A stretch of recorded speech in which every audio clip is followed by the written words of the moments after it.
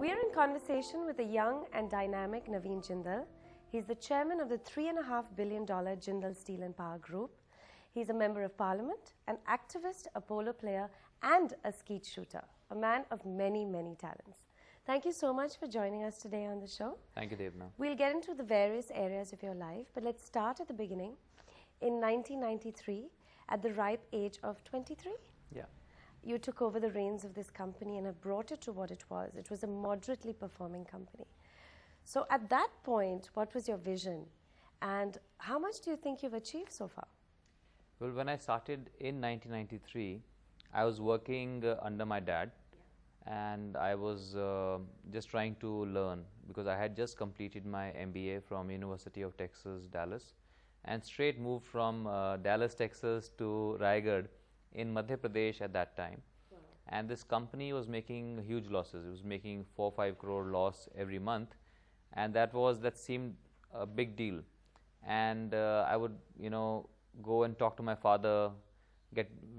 Used to be very worried about it, and he would tell me, he said, "Don't worry, this company, this unit will make 100 crore profit one day." So that sounded so big, that 100 crore, in a year. And I think, we are making 4-5 crore loss every month, and he's saying 100 crore profit. He's just trying to, please me. He's just trying to make sure that I don't lose heart. So I didn't really believe him. So at that time, to talk about vision, no, not much of a vision.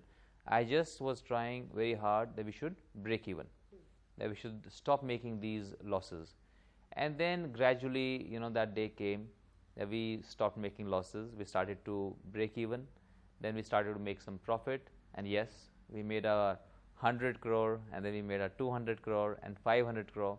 So that's when it turned around, then obviously it gave me also a lot of confidence in my team, in myself. And then after that, with God's grace and a lot of team effort at JSPL, we've never looked back. We've always, now I can say that yes, we have a vision for steel. We want to be, presently we are producing around 3 million tons. And then we have a vision in the next 10 years to produce around 20 million tons. So 4-5 times of our existing capacity. Similarly, in power, we are producing around 2,000 megawatt right now. And in 10 years' time, we want to produce more than 20,000 megawatt. And I'm not talking only in India. India plus our operations in the Middle East, in Africa. So all together, we hope to achieve these numbers for sure. So when you were 23 and starting out, it was never a choice, right? It was going to be come back to the family business. Well, I was always very keen on sports. Yeah. I was always more keen on polo, shooting. So in fact, I was not much into business. So, but when you get involved in something, start working at it, then slowly you get involved, really involved in it. And then, I used to all the time, I used to tell my dad, I said, you used to ride and I'm playing polo. Yeah. I said, you used to shoot once in a while and I'm on the Indian shooting team. So he used to say, well, I set up a lot of plants also. And then I just used to keep quiet and think in my mind that, okay, one day maybe I'll set up new plants. Perhaps he was also showing you that you have the luxury to do other things once your bread and butter is established. No, he would always say that. He would always, I was, when I was studying in the US, and he started to put up this plant in Raigad. Then I say, why don't you put up the plant in Raipur? Raipur, there is an airport, and Raigad is like 5 hours drive from Raipur. So he said, the amount of money we'll save on transportation cost, you could own an airplane.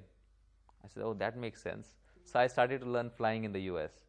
So he was always, he was very, very clear in his thoughts, and he would give very simple answers that one could understand and which made sense to everyone. So clearly you are very much who you are today because of your father. Yes, definitely. And you were the youngest, right? I'm the youngest, yes. So you also must have been terribly spoiled. I don't know. I don't think growing up. No, I don't think that was my father's style at all. He used to always he was very old-fashioned, and he would always say that, you know, one has to be strict with one's kids. And in fact, he used to say that so many people that I've seen around, that they love their kids too much and then they spoil them forever. India's #1 news app just got even better. Download NDTV's new app. Fully optimized for retina display. Full screen view. Faster response time. And Sudoku. NDTV's new iPad app. Download now.